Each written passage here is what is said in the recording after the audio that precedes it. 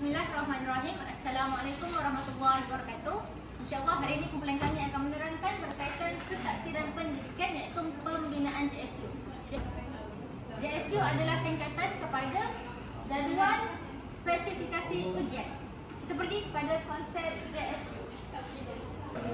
Bismillahirrahmanirrahim. Assalamualaikum warahmatullahi wabarakatuh. Nama saya Fatin Farhana binti Muhammad Khalil. Nama saya Nurul Fatin Atira binti Muhammad Azizi. Saya Hadi Syazika binti Marikan. Saya Nurul Atira binti Nur Azman Yaakob. Saya Aina Marjah binti Halibi. Saya Raisa Raja binti Azman. Dan yang terakhir, saya Syazani binti Zaman. Jadi itu sahaja pembentaran kami pada hari ini. Sekian. Terima kasih. Baiklah, kita pergi kepada konsep JSU. Apakah yang dimaksudkan dengan konsep JSU adalah satu dokumen penting yang digunakan dalam penyediaan ujian bagi memastikan keselarasan dengan objektif pembelajaran dan dokumen standard kurikulum dan pentaksiran JSKP. Penggunaan JSU di sekolah digunakan dalam ujian pentaksiran sesi pembelajaran, dalam ujian akhir pembelajaran dan berkaitan dengan seterusnya. Apakah tujuan JSU dirangka dan dibuat di sekolah adalah panduan kepada guru dalam membina soalan ujian secara sistematik, adil dan menyeluruh dalam pembelajaran. Dan ia terdapat guru haruslah mencari topik yang bersesuaian dengan jenis ujian.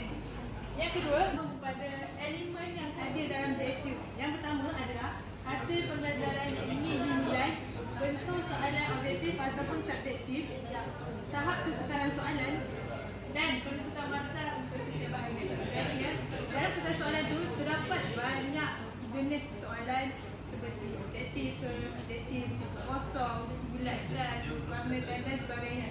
Baiklah, kita pergi kepada peranan JSU pula. Yang pertama adalah memastikan keterwakilan topik yang adil supaya setiap kandungan silibus diuji secara menyeluruh dan seimbang sejajar dengan objektif JSU. Dan untuk kita membina JSU ni, kita perlu merujuk kepada JSKP. Baiklah, seterusnya kita pergi kepada pembinaan soalan. Dalam pembinaan soalan, kita menggunakan tahap taksonomi Bloom. Yang yang pertama adalah mengingati, yang kedua memahami, yang ketiga adalah mengaplikasi, yang keempat adalah analisis, yang kelima penilaian dan yang terakhir sekali adalah mencipta. Baiklah, melalui tahap kesukaran ini kita mengikuti tahap belajar dan juga objektif pembelajaran. Baiklah, seterusnya yang terakhir adalah pengiraan bilangan soalan. Untuk pengiraan soalan, kami menggunakan contoh yang telah diubah suai daripada sekolah SMK Padan Indah, Ampang. Baiklah, yang pertama kita pergi tengok kepada konteks. Konteks ini kami mengambil daripada standard pembelajaran iaitu di SKP. Dan ini adalah tahap-tahap penguasaan yang diambil daripada taksonomi Bloom. Dan setiap tahap-tahap tersebut hendaklah mempunyai kesamarataan dalam soalan tersebut. Dan setiap soalan tersebut haruslah mempunyai kesamarataan dalam soalan, iaitu daripada TP1, TP2, TP3 dan TP4, TP5 dan TP6. Kita akan lihat contoh untuk soalan yang kebiasaannya dilaksanakan di sekolah sebagai peperiksaan. Yang pertama adalah kita tengok soalan aneka pilihan iaitu ABCD.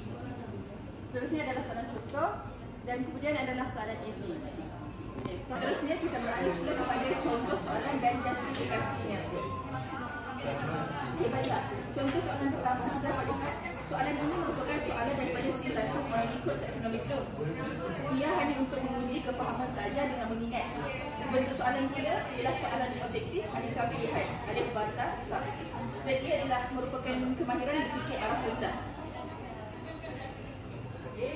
Okey, bagi contoh soalan yang kedua, ia merupakan C1 juga kerana ia hanyalah untuk mengingat sahaja, dan jenis soalan juga ialah soalan objektif respon tetap, iaitu isi tempat kosong format salah betul. Kalau kita tengok dekat soalan tu hanya tulis sama ada itu betul atau salah, dan sama juga ia merupakan kemahiran berfikir aras rendah.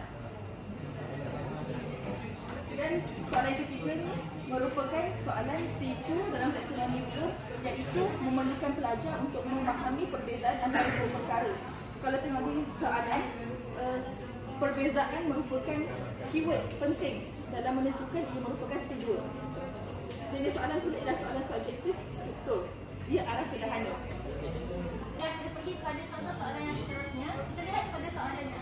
Kedudukan imam jika solat berjemaah 2 orang dan diberi 4 aneka pilihan jawapan. Ia merupakan C yang kedua. Sebabnya pelajar perlu memahami tentang konten kandungan topik, iaitu kedudukan imam dan makmum dalam solat. Dan soalan objektif aneka pilihan adalah contohnya dan dia merupakan arah sederhana. Kita pergi kepada contoh yang seterusnya. Kita lihat soalannya, jelaskan aplikasi. Jadi keyword dekat soalan ni adalah aplikasi praktikal bagi kedua-dua jenis makmum dalam solat berjemaah. Arah soalan ni adalah hebat, iaitu kemahiran berfikir aras tinggi dan merupakan C3 dalam taksonomi Bloom, kerana memerlukan pelajar untuk mengaplikasikan kandungan pembelajaran. Contoh yang seterusnya. Contoh soalan, huraikan kaitan antara solat berjemaah dengan usaha pembentukan masyarakat Islam yang bersatu padu. Daripada soalan tersebut, kita dapat lihat keyword huraikan kaitan. Jadinya, dia merupakan C4 yang memerlukan pelajar untuk menganalisis sesuatu perkara. Dan ia merupakan soalan subjektif esei dan arasnya adalah hebat, iaitu kemahiran berfikir aras tinggi. Kita lihat kepada skema jawapan yang telah disediakan ini adalah sebagai panduan kepada guru untuk menyemak jawapan murid-murid. Sebagai contohnya, untuk A adalah soalan objektif, iaitu soalan aneka pilihan yang merangkumi tahap penguasaan yang berbeza. Yang ini kita tengok untuk soalan objektif adalah tahap penguasaan 1 mengikut taksonomi Bloom, iaitu mengingat. Jadi sekiranya pelajar dapat menjawab soalan untuk objektif ini, maka mereka telah melepasi tahap penguasaan 1. Seterusnya kita lihat kepada soalan struktur. Soalan struktur ni kebiasaannya adalah mengikut tahap penguasaan 2, iaitu pemahaman. Jadi sekiranya pelajar dapat menjawab soalan yang disediakan ini, maka mereka telah melepasi tahap penguasaan 2.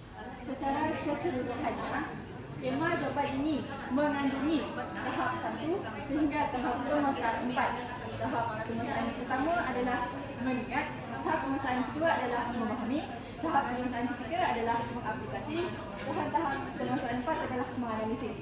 Jadi berdasarkan skema jawapan ini, ianya sebenarnya membantu dalam menentukan tahap penguasaan seseorang murid tersebut dan dijadikan sebagai panduan bagi guru. Berdasarkan topik TSFP yang kami pilih ialah bab fikah, tajuk solat jemaah, tingkatan 2. Dalam topik yang kami pilih iaitu solat berjemaah, iaitu tingkatan 2, terkandung standard, iaitu standard kandungan dan standard pembelajaran. Standard kandungan mengandungi merumus kefahaman tentang solat berjemaah serta mengamalkannya secara beradab dan istiqamah. Seterusnya, standard pembelajaran. Standard pembelajaran terkandung menyatakan maksud, hukum dan dalil solat jemaah. Yang kedua, menjelaskan kedudukan imam dan makmum ketika solat